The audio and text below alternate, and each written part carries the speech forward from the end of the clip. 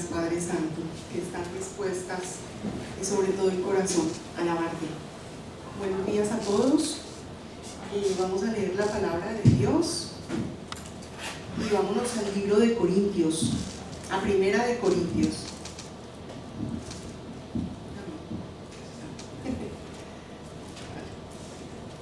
En Primera de Corintios nos vamos al capítulo 10 y desde el versículo 1 leemos del 1 al 12 y dice la palabra del Señor. La leemos en el nombre del Padre, del Hijo y del Espíritu Santo. Amén. Dice, versículo 1: no quiero que ignoréis, hermanos, que no quiero que ignoréis, hermanos, que todos nuestros padres estuvieron bajo la nube y que todos atravesaron el mar. Todos en Moisés fueron bautizados, en la nube y en el mar. Todos comieron la misma comida espiritual. Todos bebieron la misma bebida espiritual, porque bebían de la misma roca espiritual que les seguía, y la roca era Cristo. Sin embargo, Dios no se agradó de la mayoría de ellos, pues quedaron postrados en el desierto. Estas cosas sucedieron como ejemplos para nosotros, para que no seamos codiciosos de cosas malas, como ellos codiciaron. No seáis idólatras, como algunos de ellos, según está escrito. Se sentó el pueblo a comer y a beber y se levantó para divertirse. Ni practiquemos la inmoralidad sexual, como algunos de ellos la practicaron, y en un solo día cayeron 23,000 personas. Ni tentemos a Cristo, como algunos de ellos le tentaron y perecieron por las serpientes. Ni murmuréis, como algunos de ellos murmuraron y perecieron por el destructor. Estas cosas les acontecieron como ejemplos y están escritas para nuestra instrucción, para nosotros sobre quienes ha llegado el fin de las edades. El versículo 12 dice: así que el que piensa estar firme, mire que no caiga. Amén. Vamos a orar y vamos a disponer nuestros corazones, porque aunque nuestros cuerpos puedan estar cansados, puedan tener dolencias, nuestro espíritu se renueva día a día por el poder de su nombre, por el poder de su sangre, de la sangre de Cristo Jesús. Gracias, Padre, te damos esta mañana porque hasta aquí nos has traído, Señor, a cada uno de nosotros, porque cada uno tiene sus historias, Señor, tiene su pasado, tiene sus luchas, tiene sus dolores, tiene sus fracasos, sus tristezas, pero también, Señor, has puesto alegrías, has puesto un cántico nuevo, Señor, en cada corazón. Y te damos gracias, Señor, porque tú nos has mirado, porque tú nos has traído, nos has recogido de donde estábamos, nos has levantado, nos has dado la mano y nos has ayudado a pararnos nuevamente, Señor. Y lo haces cada vez que caemos, Señor. Ayúdanos, Padre. Sigue ayudándonos, porque somos débiles, porque estamos en este cuerpo, en esta carne, Señor, en este mundo donde hay aflicción, donde hay tristezas, pero también podemos escuchar el canto de los pajaritos, podemos ver los colores y la maravilla de tu creación, Señor, en cada cosa, porque el sol brilla cada día para justos y para injustos, Señor, porque tú eres el creador de todo cuanto existe y de nosotros, y porque tú quieres esa relación con tus hijos, porque fue tu propósito desde el principio, que tuviéramos una relación contigo, que nos comunicáramos contigo, que estuviéramos pegaditos a ti, Señor, en todo, para todas las cosas de nuestra vida, que confiáramos en ti. Y tú nos has dado pruebas, Señor, de que podemos confiar en ti. Nos la das cada día, Señor, solo que a veces olvidamos que es un milagro estar vivos, que es un milagro respirar, que es un milagro cada segundo que podemos voltear a mirarte a ti, Padre. Gracias, Señor, nuevamente por la vida Y gracias por limpiarnos. Ayúdanos a seguirte, a seguir cada día, aunque la lucha es difícil, Señor, aunque estamos batallando en muchas cosas, Señor. Sabemos que en ti hay victoria, porque estamos bajo tu manto, bajo tus alas, Señor, y nos podemos resguardar allí. Renuévanos, Señor, renueva nuestras ganas, renueva nuestra actitud hacia ti, nuestra adoración, nuestra comunión, Señor. Ayúdanos a acercarnos cada día más a ti, poder acudir a ti, Padre. Y que no solo sea, Señor, para acudir en momentos de necesidad y angustia, que también es válido, pero que nos gocemos en todo tiempo contigo, Señor. Ayúdanos a dejar nuestras cosas del pasado, toda la idolatría, Señor, que hemos tenido, el contexto del que venimos, de religiones, de falsas creencias, Señor. Ayúdanos y límpianos a poder entrar en esa verdadera comunión y adoración contigo, Señor. Enséñanos cómo, Padre. Aquí estamos, Señor, enséñanos tú. En el nombre poderoso de Jesús. Que esta mañana, esta prédica, Señor, esta predicación nos llene más de ánimo, de gozo y de la verdad, que es la que nos hace libres, que es tu palabra. En el nombre de Jesús, amén.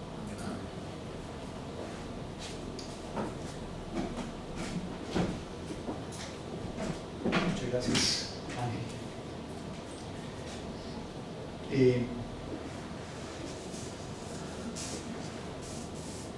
¿Me puedes dar un poquito más de volumen acá, por favor? ¿Cuál es? Creo que es el 3. ¿Ahora? Sí, un poquito más. Ya está. No, está el 4, si no es el 2 o el 4. ¿Ahora? ¿El 2? Bueno, déjalo así. ¿Ahora sí? ¿Se escucha un poco mejor? Sí, de acuerdo. Vale. La oración que Angélica acaba de hacer me recuerda por qué estamos aquí reunidos. Nos recuerda toda la dependencia que tenemos del Señor. No me gusta ser así como trascendental en las cosas, pero nuestra carrera, Angélica se ríe porque sí soy trascendental y soy un poco intenso en todo. Por eso es que a veces me ven así emocionada, porque sí lo reconozco. Pero es que esa es la razón por la que venimos a la iglesia, para tomarnos esto en serio. Hace 19 o 20 años, en el 2001, septiembre 11, vivíamos en Estados Unidos nosotros. Era las 9:45 de la mañana, yo trabajaba para una tienda, es un comercial, Secret City se llamaba, y 9:15, 9:20 comenzaron a transmitir en directo el ataque de las Torres Gemelas, y fue un día oscuro. Nosotros vivíamos en Florida, el ataque fue en New York City, en la ciudad de Nueva York, y es increíble cómo se sentía un luto general en todo el país, un luto del que nunca me voy a olvidar. Las banderas a media asta, el silencio, la tristeza de la gente, el dolor. Y a medida que iban aconteciendo las cosas desde las 9:15, durante todo el día, incluso creo que fue hacia las 10, si no recuerdo mal, 10:45, 11, cayeron las torres. Y la primera caída se escuchó un ¡oh! Como general, como si se hubiera salido ese lamento de las oficinas, de las casas, de todos los lugares donde la gente estaba viendo, la gente que caminaba por la calle y había televisores en las ventanillas, se quedaban mirando, y fue un dolor muy profundo. La vida, hermanos, hoy nos levantamos y creemos que vamos a volver a nuestras casas. Salimos creyendo que tenemos la vida asegurada, chicos, pequeñitos de esta iglesia, porque los adultos lo tenemos más revelado. No tenemos la vida asegurada. Lo único que tenemos seguro es este momento. Mañana todavía no está escrito y ayer ya se terminó. Para bien, porque muchas veces nos equivocamos, y para bien se terminó. qué rico que volvieron a pasar las vacaciones. Lamentablemente se terminó. La verdad es que el presente es hoy. Y el día de hoy vuelvo a sentir un luto. No es como el de aquella vez, porque ha sido como hacía cuentagotas, hermanos. Otra vez los índices están creciendo de la gente que está falleciendo en los hospitales, algunos que han fallecido en sus hogares. Cada vez suben los números de más contagios y más y más y más y más.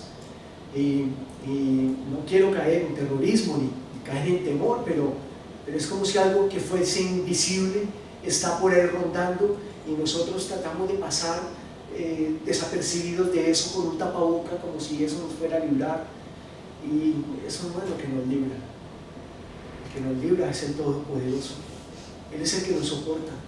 Y si por alguna razón llegamos a caer en contagio, como ha pasado con algunos hermanos de nuestra congregación, pues el Señor nos restaura, el Señor nos da la salud y vuelve y nos levanta, porque Él es el dador de la vida, de la salud. Él es el que tiene el poder de hacerlo.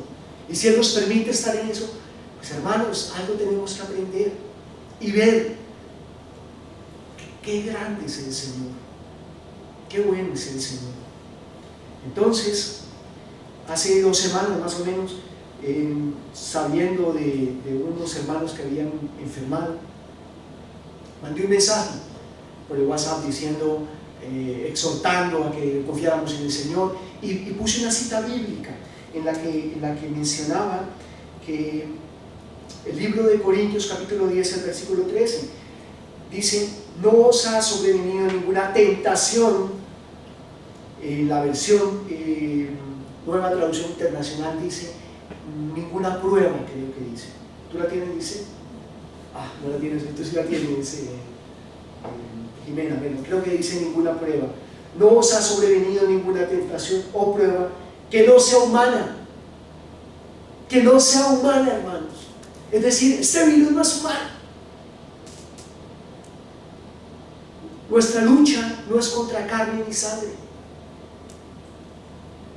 Y si dentro de la cabeza y en el corazón de una persona estuvo la maldad de crear un virus, como dicen algunas corrientes que es un virus creado, las noticias dijeron que fue que unos hombres con mucha hambre se comieron los murciélagos y sacaron el virus de ahí. No sabemos realmente cómo se originó, pero no es humana. Dice: pero fiel es Dios, quien no os dejará ser tentados más de lo que podáis soportar, sino que juntamente con la tentación o con la prueba dará la salida para que podáis resistir. La oración de Angélica me contrista, porque me recuerda que esto que cubro con estas prendas se va a acabar. Lo de ustedes también. Unos podemos vernos fuertes, otros podrán ser más débiles, pero todos por igual vamos a terminar ante el Tribunal Supremo, y por ende esta carne se va a terminar, se va a acabar. Lo único que va a prevalecer de lo que tenemos actualmente es el espíritu, hermanos. La carne se va a acabar, no sabemos cómo. El espíritu va a prevalecer. Y si no alimentamos nuestro espíritu con lo único que trasciende, que es la palabra de Dios, el espíritu también se va a morir, va a sufrir las mismas consecuencias. Inexplicablemente, los 66 libros que conforman la palabra de Dios se han escrito en épocas distintas, en momentos distintos, por autores distintos. Espero no haberme equivocado con lo de los 66. En épocas distintas, por autores distintos. Pero Dios ha sido el que lo ha hecho de la manera en que los ha compilado o los ha juntado en distintas generaciones, sin que se pierda ese hilo, esos eslabones que nos unen unos con los otros. Esa es la palabra sagrada y bendita de Dios. Esa es la que nos alimenta, la que nos renueva y la que nos la que nos levanta cada día. Disculpen, no he empezado con mi mensaje, pero de verdad esa oración me contristó porque creo que es bueno que tengamos presentes, muy muy presentes, ¿por qué estamos reunidos acá? ¿Por qué estamos buscando del Señor? Porque lo que vemos en el espejo hoy en día no va a prevalecer. Va a prevalecer lo que busca de Dios. Va a prevalecer eso que se duele, eso que se contrista cuando pecamos, eso que se alegra cuando sentimos la presencia linda del Señor. ¿Verdad que todos lo hemos sentido, cierto?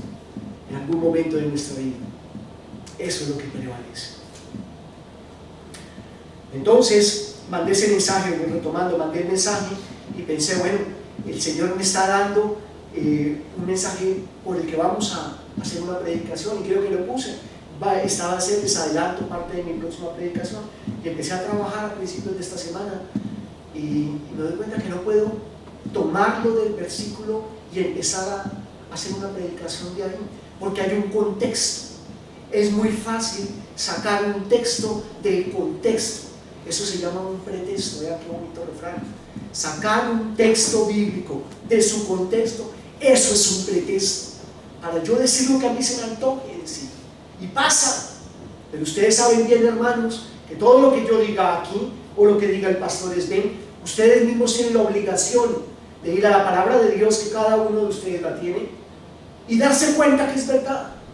Y si en algo estamos transmitiendo un mensaje equivocado, tengan misericordia de nosotros y díganos: hermanos, creo que te has equivocado en esto.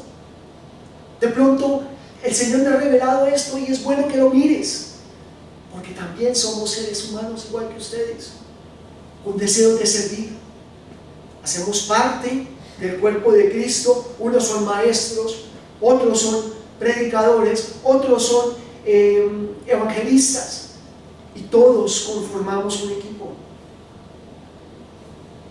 Así que los exhorto, hermanos, a que nos reprendan, a que nos ayuden a ser mejores personas si nos hemos equivocado,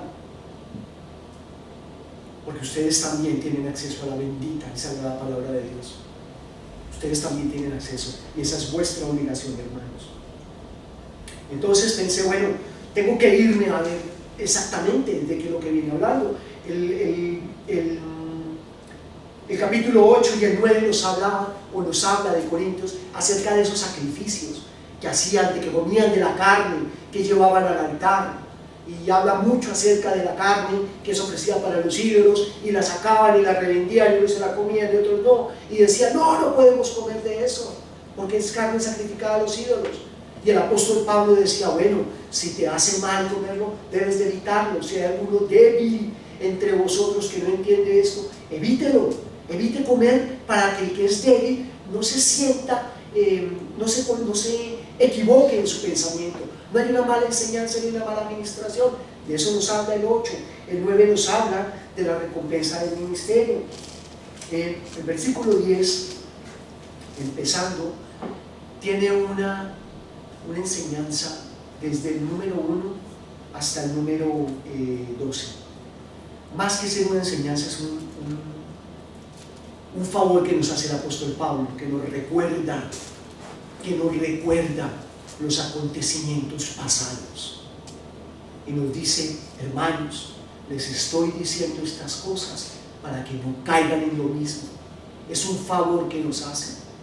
Antiguamente, cuando las cartas estaban empezando, estoy hablando del siglo probablemente finales del 17, cosas así, cuando inventaron en Estados Unidos el Pony Express, un muchacho durante la guerra, y un muchacho cargado de cartas y las llevaba a las casas. Se reunía la familia, leían la carta y se reunía la familia a escuchar la carta, a escuchar las noticias de los que estaban en la guerra. Fue durante la guerra de sucesión. No veo la diferencia.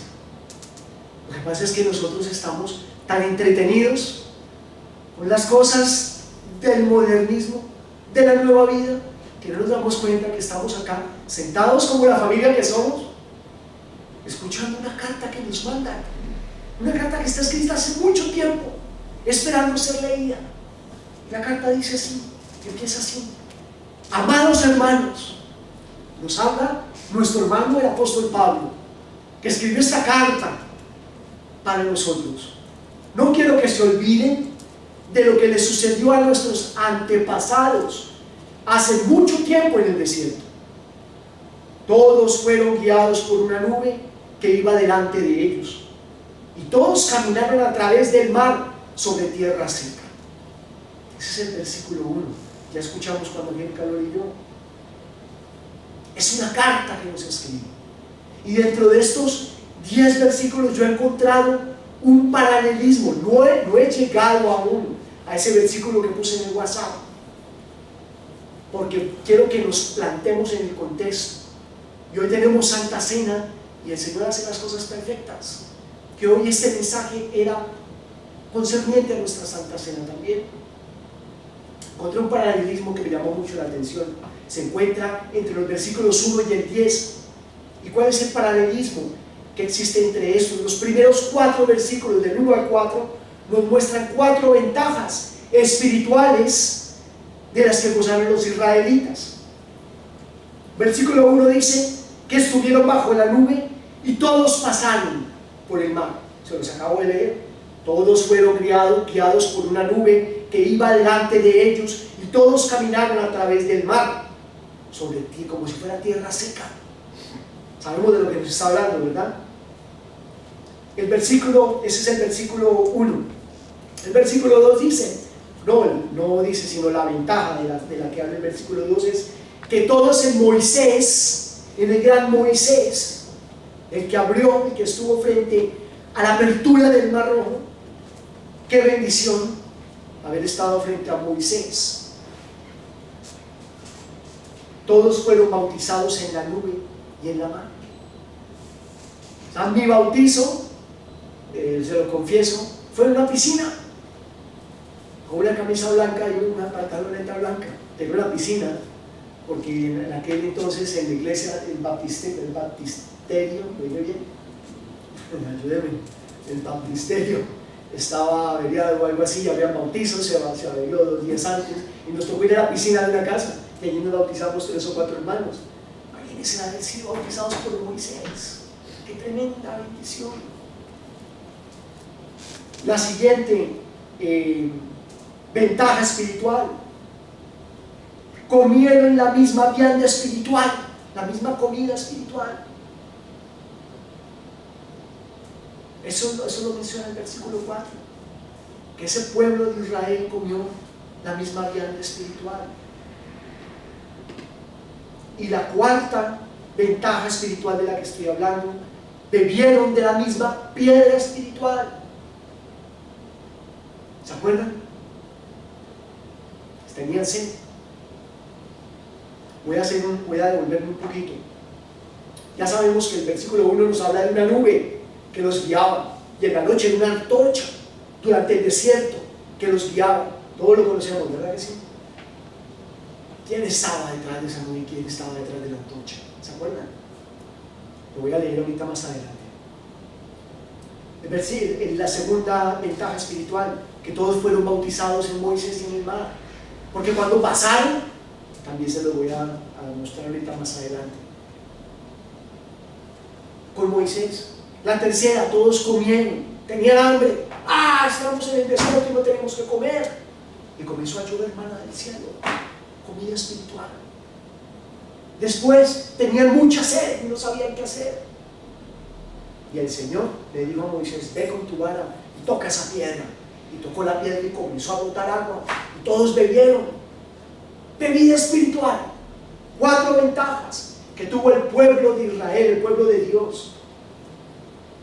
Y he dicho que así como hubieran 4 ventajas, hubieron 4 advertencias en los siguientes versículos. En paralelismo dije 4 ventajas, 4 advertencias o 4 cosas de las que vamos nosotros a escuchar.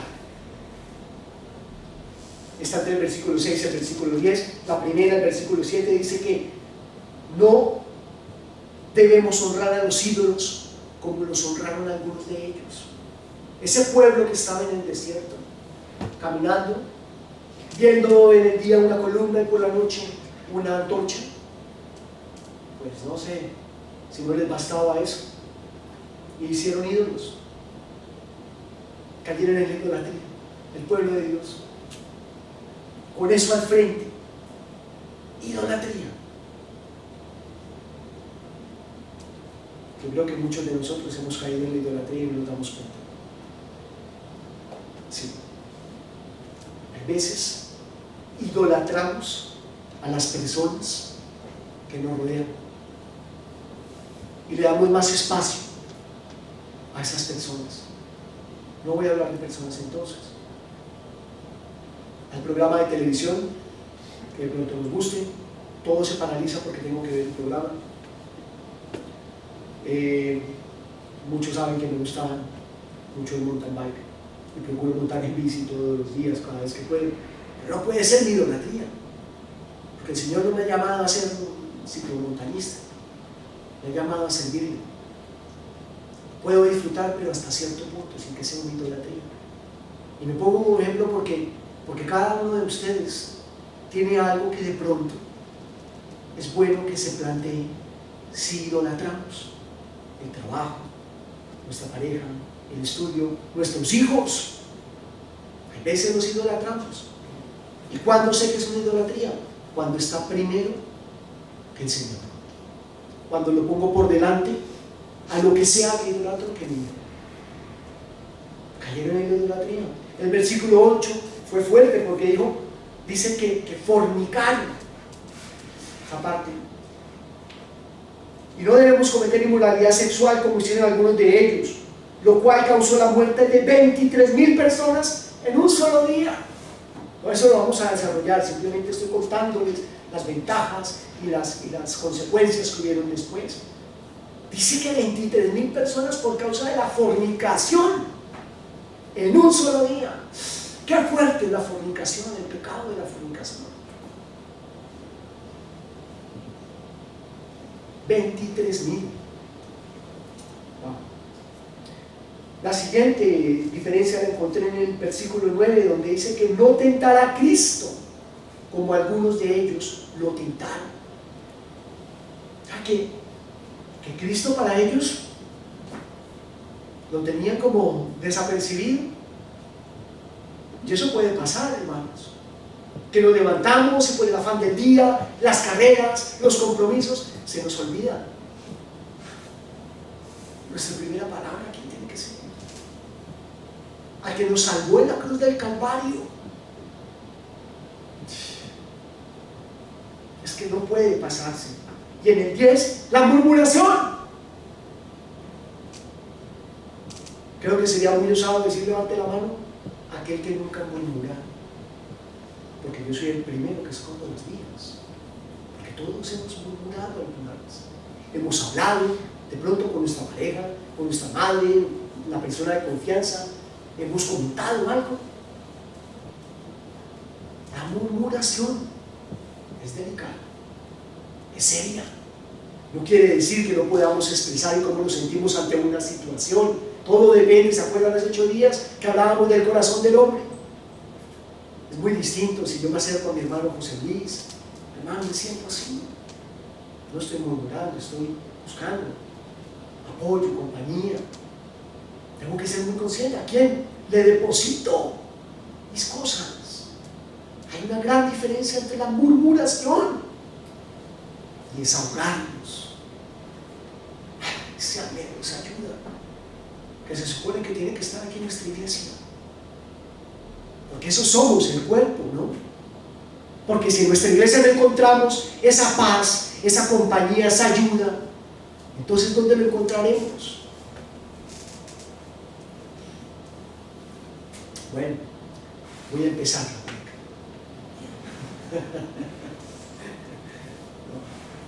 Hoy no me voy a demorar porque hoy hay cosas muy lindas que celebrar. Versículo 1, Pablo nos exhorta a llevar una carrera espiritual disciplinada para lograr un premio espiritual. Y nos pone, por ejemplo, a los antiguos israelitas. quienes gozaron de muchísimas ventajas y sin embargo cayeron en el pecado. Y cuando cayeron en el pecado, pues el Señor, no es que porque lo llamaba que era su pueblo, los dejó pasar por alto. La consecuencia del pecado es la muerte. Es así de simple. Si no vengo a Cristo arrepentido de mi pecado, muero. Es sencillo. Dios nos brindó a Jesucristo para que en Él encontráramos, para que en Él tuviéramos abogado, para que en Él encontráramos perdón, para que en Él tuviéramos salvación. No fue un sacrificio en vano. Si yo soy necio, cometo pecado, consciente de que lo cometo, y no me arrepiento, y no vengo, no traigo mi pecado ante Jesucristo, ante Dios, pues tengo muerte. Y me parece fuerte que el apóstol Pablo dice en ocasiones, en repetidas ocasiones, en el versículo 1 dice: todos fueron guiados, todos estaban cubiertos por Dios. Todos los que estamos aquí presentes tenemos la bendición del Señor, que es su presencia, su perdón, su salvación. Todos, nadie está exento de eso. Betty ha empezado a venir a nuestra iglesia. Es la segunda vez que vienes y nos alegra mucho verte, Betty. Si estás aquí, es porque el Señor ha permitido que tú vengas. Ya el Señor te mostrará, porque eso es entre tú y Dios. Pablo quiere asegurarse en esta carta que los cristianos que con los que estamos buscando de Dios lo conozcamos bien, que nos empapemos y sepamos quién es el Dios al que le servimos. Y por eso utiliza en repetidas ocasiones a su pueblo para mostrarnos lo que pasó antes y decirnos: cuidado, cuidado, no caigan en lo mismo, eran mi pueblo. Éxodo capítulo 13 versículo 21. Lo voy a leer porque quiero que recordemos quién era esa nube, quién era esa antorcha que en la noche nos iluminaba. El Señor Dios Todopoderoso iba delante de ellos, de día en una columna de nube para guiarlos por el camino, y de noche en una columna de fuego para alumbrarles, a fin de que pudieran caminar tanto de día como en la noche. Dice que era Dios mismo. ¿A ustedes no les encantaría? Lo digo porque a mí me gustaría muchísimo tener algo tan físico, tan grande. Lo tengo espiritualmente, pero es que imagínense delante de ustedes una columna de fuego en el desierto donde no hay nada, donde todo. ¿Cómo será estar en el desierto? ¿Cuántos han podido estar en un desierto? Yo no he tenido la oportunidad. Me imagino que en la noche se deben ver las estrellas nomás, pero se pueden imaginar una columna de fuego delante de ustedes y que ustedes caminan hacia allá, hacia la columna, y no llegan a ella, que es como si todo el tiempo la columna estuviera avanzando. ¡Ay, hermanos! ¡Qué maravilla! Como si se nos apareciera una vela en la oscuridad y se moviera, y yo voy tras la vela, confiado de que esa vela es la que me guía, y durante el día una columna de humo. ¿Qué gran ventaja tuvo el pueblo de Israel? ¿Qué pasó con el pueblo de Israel? El versículo 2, perdón, en el versículo 1 también incluye lo que nos dice del mar. El apóstol Pablo dice que todos fueron guiados, y todos caminaron a través del mar sobre la tierra seca. Esto nos dice que ellos cruzaron, los antiguos israelitas cruzaron el mar. Lo vamos a ver en el libro de Éxodo, capítulo 14, versículos 21 y 22. Y lo quiero traer a colación para que Así como escuchamos que era Dios el que estaba en la nube, en la columna de fuego, miremos quién fue el que hizo que el mar se abriera, el pueblo de Israel pudiera caminar a través del mar. Dice así: entonces Moisés extendió su mano sobre el mar, la extendió, mira lo que dice, y el Señor Dios hizo que éste se retirase con un fuerte viento del oriente que sopló toda aquella noche e hizo que el mar se secara, quedando las aguas divididas. Los hijos de Israel entraron en medio del mar seco, teniendo las aguas como muro a su derecha y a su izquierda. El Señor Dios. Qué milagro tan tremendo.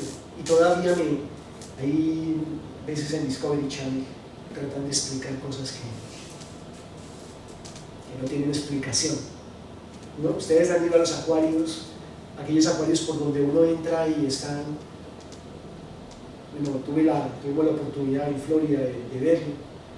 Entras como por un túnel y ves el agua a los lados y por encima y los peces pasan.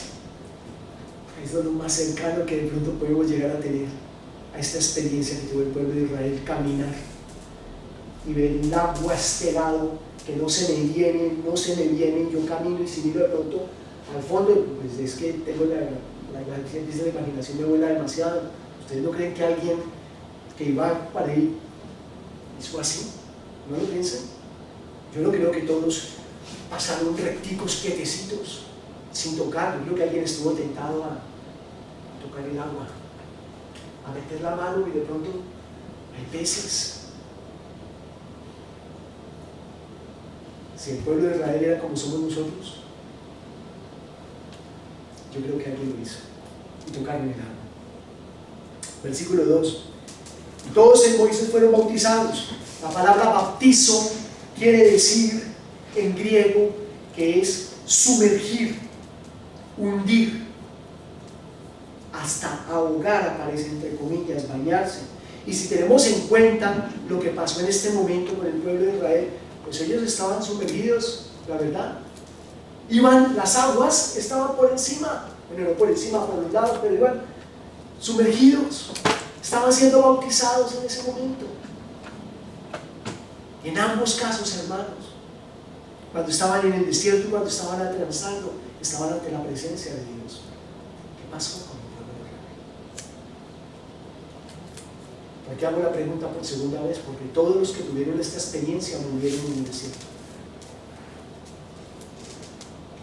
Todos los que vieron la columna, los que vieron la antorcha, los que atravesaron, murieron en el desierto. Ya lo vamos a ver más adelante. El versículo 3 dice que todos comieron la misma vianda espiritual. Pablo se refiere a la comida milagrosa con la que Dios alimentó a su pueblo mientras vagaban por el desierto. Eso está en el libro de Éxodo, en el capítulo 16. Todo el capítulo 16 nos habla de eso. El versículo 4 nos dice que todos bebieron de la misma bebida espiritual. Si ustedes se dan cuenta, hermanos, el maná que llovió del cielo fue provisión ¿de quién? De Dios. Misericordia por su pueblo. Les mandó de comer que no les faltara. Yo no sé a qué sabrá el maná. Estoy seguro que ninguno de ustedes lo ha probado. No me pueden decir yo lo he probado porque hace mucho tiempo no llueve el maná del cielo. Pero lo podemos ver cuando nos sentamos, si tenemos ese espíritu bien alineado con el Señor, cada vez que nos sentamos en nuestras mesas y nos tomamos de las manos y decimos: te damos gracias, Señor, por los alimentos que tú nos das. Sin pensar, es que yo fui a trabajar y yo conseguí el dinero para pagar esto. Y si no tuvieras trabajo, como muchos. Cada vez que le damos gracias a Dios por los alimentos que nos pone en nuestra mesa, estamos reconociendo que ese pan que está ahí es provisión divina. que Él es la fuente inagotable. Ese mismo alimento espiritual que Dios proveyó en aquel día o en aquellos días, de la misma manera el Señor proveyó el agua para que calmara la sed. Dice el versículo 4: y todos bebieron la misma bebida espiritual, porque bebían de la piedra espiritual que les seguía. Era en Cristo Jesús. Este versículo me llama la atención. Entre mis notas he puesto esto: la piedra espiritual a la que se refiere Pablo es la piedra de la que bebieron los israelitas y que les calmó su sed en medio del desierto. Además, nos afirma que esa roca era Cristo, porque es Jesús el fundamento de nuestra fe. En Jesucristo, la roca fuerte, está fundamentada en nuestra fe. Si no fuera por Jesucristo, mi matrimonio se hubiera acabado hace mucho tiempo. Y tenemos todavía muchas cosas que cambiar y que superar. Pero fuera de Cristo, los matrimonios duran un año. Y puedo citar ejemplos muy cerca a mí, que lamentablemente se han terminado, porque no estaba Cristo en medio de ellos. Mi esposa tenía 17 y yo 18. Y nadie, absolutamente nadie, creía que íbamos a llegar a los 5 años. Este año celebramos 27 años. Y eso es Cristo. Jesucristo. 2 niños sin experiencia de nada. Jesucristo hizo el milagro. Y hasta el día de hoy puedo decir que gracias al Señor, que ha sido nuestro fundamento, estamos juntos. Y así tiene que ser, hermanos. Cristo tiene que ser el fundamento de nuestra fe, el fundamento de nuestra vida, el fundamento de nuestras relaciones, el fundamento de nuestra iglesia, el fundamento de nuestros hijos.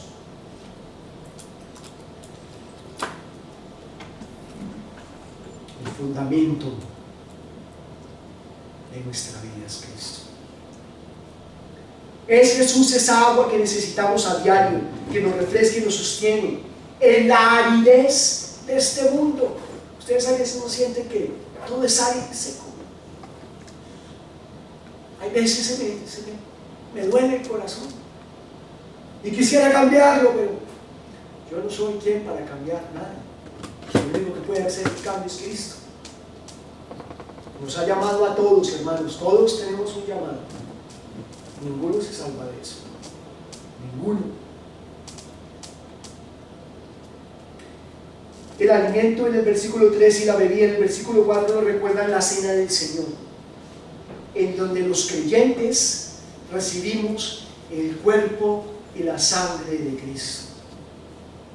Hermanos, tengamos presentes que a pesar de que los israelitas comían y bebían de la provisión de Dios, lo he dicho ya muy claramente, provenía del Señor, se les manifestó el Señor, se los mostraba y les decía: soy yo.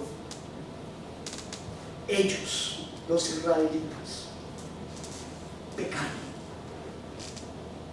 y no voltearon sus ojos al Señor. Y el Señor, como tiene una característica más de la que hablaremos en 2 o 3 semanas, que se llama que Dios es un Dios justo.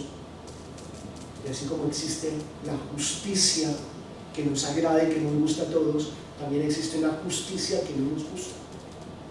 Hace unos días me dijo mi hija, no voy a decir cuál de las dos, me dijo: papá, es que a veces eres duro y me recuerdas un poco a Dios. Y le digo: ¿por qué dices eso, hijita? Me contestó: pues porque yo creo que Dios, si yo obro mal, me castiga. Esa es la justicia que a nosotros no nos gusta, pero es que la justicia que nos lleva al crecimiento espiritual, que nos lleva a la superación, que nos duele, que no nos gusta, pero que si Él no nos amara, no nos reprendería. Es fue lo que le contesté a mi hijita: hijita, porque te amo, tengo que reprenderte, porque si no te amara yo te dejaría como un animalito silvestre. Me dice mi hija. Versículo 5. Mira aparte la consecuencia del 4. Más de muchos de ellos no se agradó Dios, por lo cual fueron postrados en el desierto. Fíjense lo que nos viene contando el apóstol. Nos dice: miren, les pongo el pueblo de Israel, tengan cuidado con esto. Ellos tenían las bendiciones de ver al Señor, de ver a Dios físicamente, a través de una fuente, de una nube de humo, de la antorcha. Abrió el agua por ustedes, les dio de comer, les dio de beber. Fíjese, nos está diciendo a nosotros hoy en día todas las ventajas que tenía el pueblo de Israel. Y a pesar de ellos, cometieron el pecado, fueron infieles. Y Dios dice que no se agradó de ellos. En el versículo 5: más de muchos de ellos, no se agradó Dios, por lo cual fueron postrados en el desierto. Postrados es que murieron en el desierto. Dice la palabra más adelante en el libro del Éxodo, lo relata en Éxodo y en Números, que los que salieron al desierto no vieron el premio, no completaron la carrera espiritual, porque no llegaron a ver la tierra prometida. Y Moisés la vio de lejos. ¿Se acuerdan? Que el Señor tuvo misericordia y le permitió levantarse en ese monte y ver la tierra desde lejos, pero no la pudo ver tampoco, hasta Moisés. Y de pronto Moisés dijo: ¿y yo qué culpa tengo? ¿En qué fallé yo? Si fueron ellos.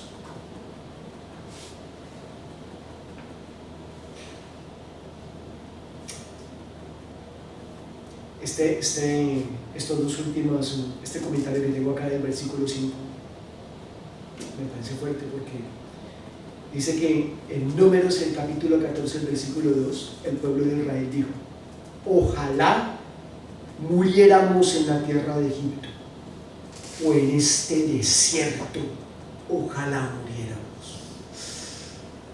Hermanos, cuidado con lo que decimos. Por más molestos que estemos, por más indignados que estemos, cuidado, pilas con lo que decimos, porque el Señor los escuchó y les permitió morir en el desierto. Las ventajas espirituales de las que gozó el pueblo de Israel eran especiales, pero nosotros también tenemos ventajas espirituales hoy en día. Se les voy a enseñar. Esta es nuestra ventaja espiritual. Todos tenemos una en nuestro poder. Nuestra mano no está muy lejos ni muy distante de ella. Escuchemos al apóstol Pablo, cuando en el versículo 6 dice: esas cosas sucedieron como una advertencia para que nosotros, a fin de que no codiciemos lo malo como hicieron ellos, muramos. Angélica nos regaló un versículo más, porque era hasta el 11, ella nos regaló el 12, que creo que viene del Señor.